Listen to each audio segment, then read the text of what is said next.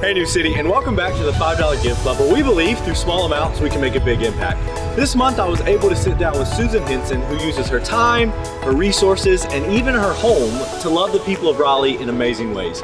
We cannot wait to share with you how your generosity made an impact this month.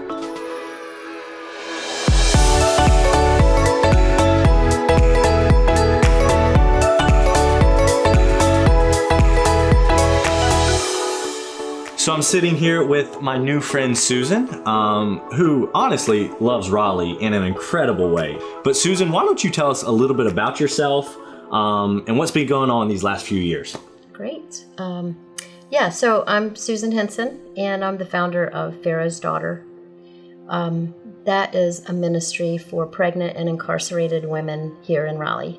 Women who are in that position really don't have a lot of options. So it's either foster care or to send their baby back to a family member, which may or may not be safe.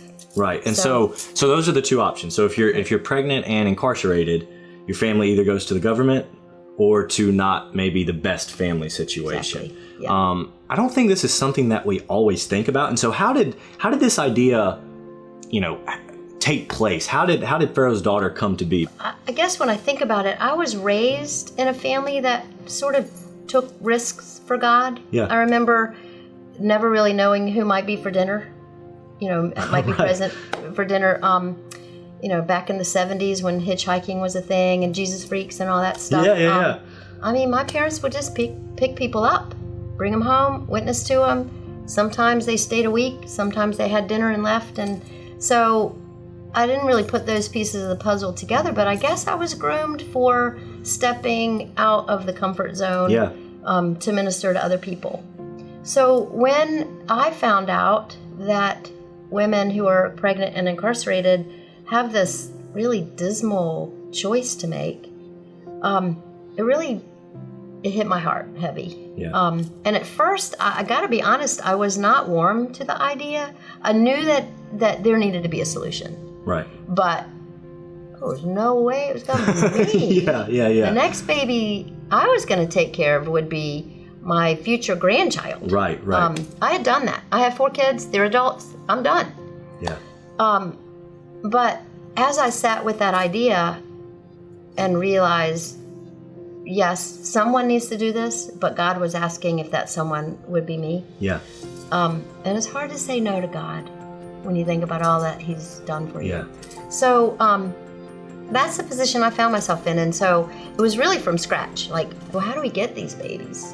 What do we do? I mean, legally, can we do this? Right. So as it turns out, we can. And by a miracle, in 2017, we got our first baby. And so we're sitting in your home right now where there's babies downstairs. Yep. So not only did you answer the call, but you literally opened your home. Right. I mean, there's toys surrounding us right now. And so you literally will take in not only babies, but if their mothers are out of prison and still need to get on their feet, you take in the mothers as well, correct? Right. Why is that your problem? It just drilled a hole in my heart. Yeah. And being a parent myself, I could not imagine not being allowed to parent my child if I wanted to. Yeah. So I think it's my problem because it's God's problem.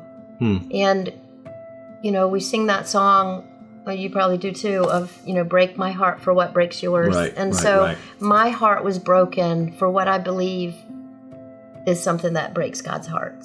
And I think that's, the work of Satan to just break apart families in whatever way he can. And this is one way to bring families back together. And you've helped how many families? Well, we have to date, we have served 6 moms. Man, that's so incredible. And so the work that you're doing, I think, is something that I've never even thought of. What happens to pregnant women who are incarcerated?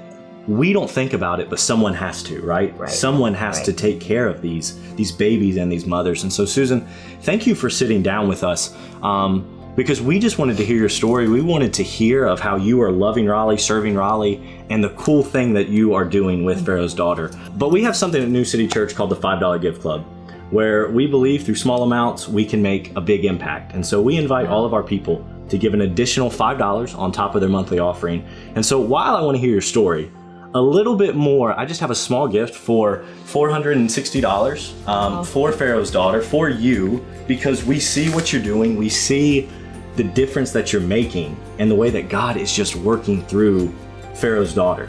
And so this is for you. It's $460. And so Susan, my last question is, how can we pray? As a church, as a people, how can we pray for what's next? Well, first of all, thank you. Thank you You're for this welcome. gift. And it will definitely be used. The babies continue to need to eat and have diapers. They do, I don't don't know, right? So, you know, the daily and monthly expenses is definitely a place to pray. I think the hearts of the moms and the babies who come here, because they get practical help, and you know, we're here daily with them, mentoring them. Yeah.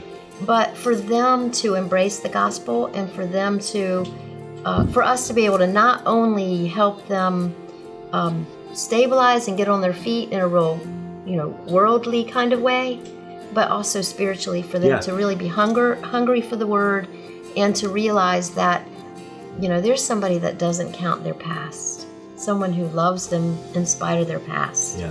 And we are the hands and feet of Jesus, but we only represent one that's really after their heart. Right. He is the lover of their hearts.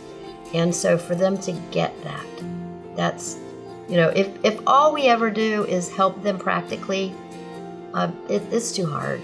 It's a hard job to take care of these moms and babies. But if I think that there is a chance that they'll come to know Jesus, I'm all about it.